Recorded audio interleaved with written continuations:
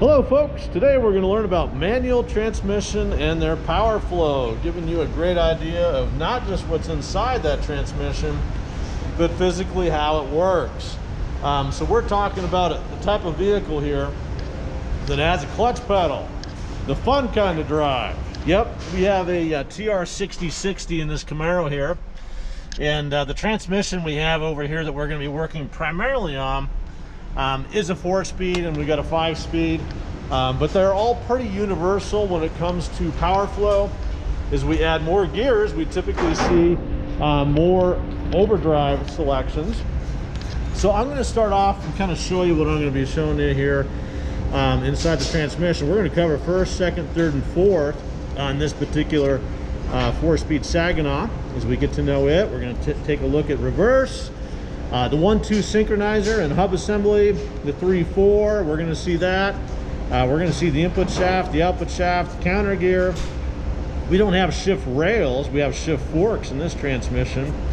We have a reverse gear, and we're going to talk about underdrive, okay, meaning that the input shaft is spinning faster than the output shaft. Direct drive, and then overdrive. Okay, we don't have overdrive in this 4-speed. As we look at power flow, this is kind of a nice illustration to show you better what we're going to get into today. We've got the input shaft here. We have a connection to a counter gear. As the counter gear comes over this direction though, due to the sleeve being engaged on that first gear assembly, we now make a connection and the power flow comes out the output shaft. So the same idea with second gear, but now that sleeve is in that more forward position. And third gear, we're using a whole different sleeve you can see up here. So enough of the book, let's get into the real stuff over here. So we're going to go ahead and first off demonstrate neutral. To do so, I'm going to hold the input shaft still while my buddy here turns the output shaft. You can see that part is turning and the input shaft is not. So that's how we make neutral. So next, if the side cover was on, let me demonstrate that real quick here. On what the side cover would look like if it was on. We have the shift forks right there that engage to our hub sleeve assemblies. And we're not going to put it all the way in there, but you get the idea. That's where your shifter would actually connect. You can see this is kind of a racing themed transmission. Came out of a car we used to have here at the shop. And that'll work. Thank you, sir. We're going to go ahead and pull that side cover off. If you're at the swap meet and you're going to buy a used transmission, you got to pull the side cover. You don't know what you're going to get. I'm going to talk to you today too on what to look for on a used transmission. So let's go ahead and make first gear.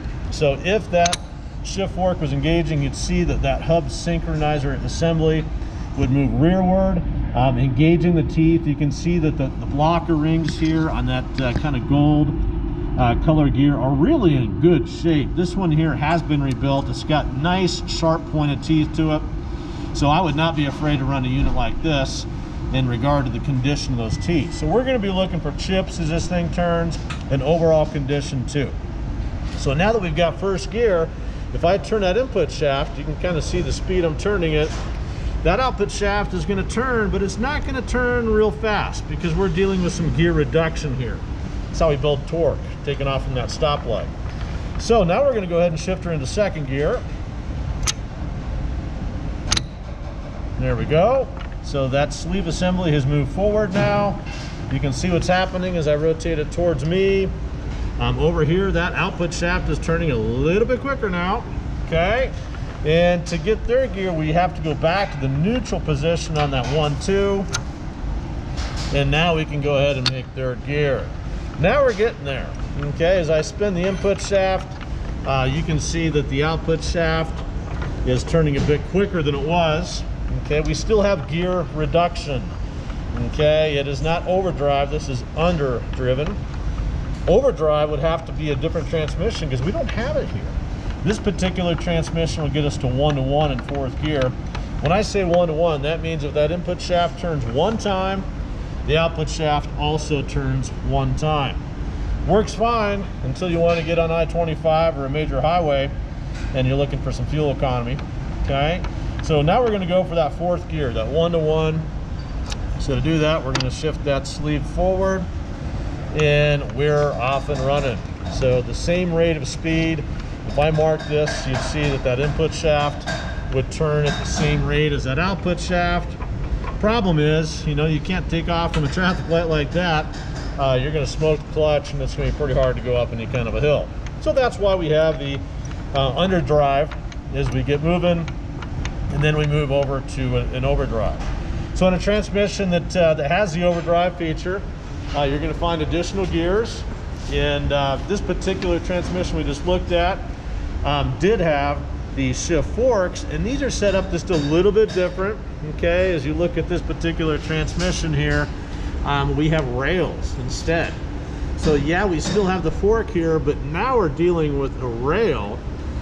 So the one we were looking at on a Saginaw, very similar to a Muncie, very similar to a Borg-Warner 4-speed, is we have a side loader.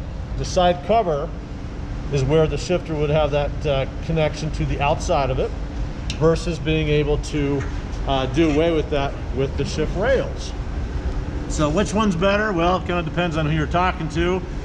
But if you're talking about the newer cars that make a lot of horsepower, this is kind of what we've gone to.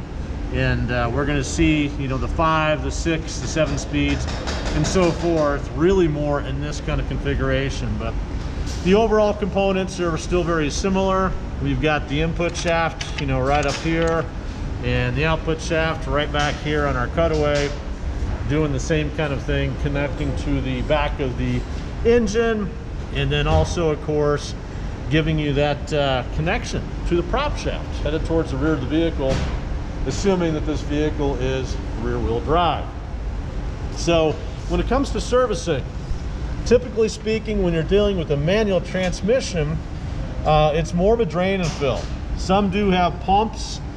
This particular one does not. We're really just relying solely on the gears pulling fluid out of the bottom of the case, pulling them up, and lubricating everything accordingly. So it's really a pretty simple system. You know, if you watched our other videos with dropping the pan and using the PXT, the PF5 flush machines, there was a lot more involved. Now you can still have a transmission cooler for your manual transmission. In fact, the Camaro back there behind us does have one. But these older transmissions typically did not. So we're gonna roll this guy around here today, and we're gonna see if we can find the drain plug on it, just to kind of give you an idea. If you're in the car and you're looking to drain the fluid on it, and we're gonna see if we can find it. Oh, here we go. There is the fill plug. So the fill plug on this particular one is gonna be plugged on level ground. We wanna have the fluid level just right there.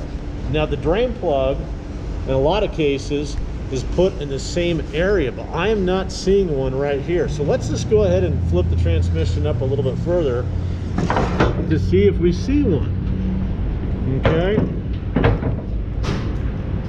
And that little boss right there would not be what we're looking for. We're looking for a plug that looks about like that with a square head. Okay.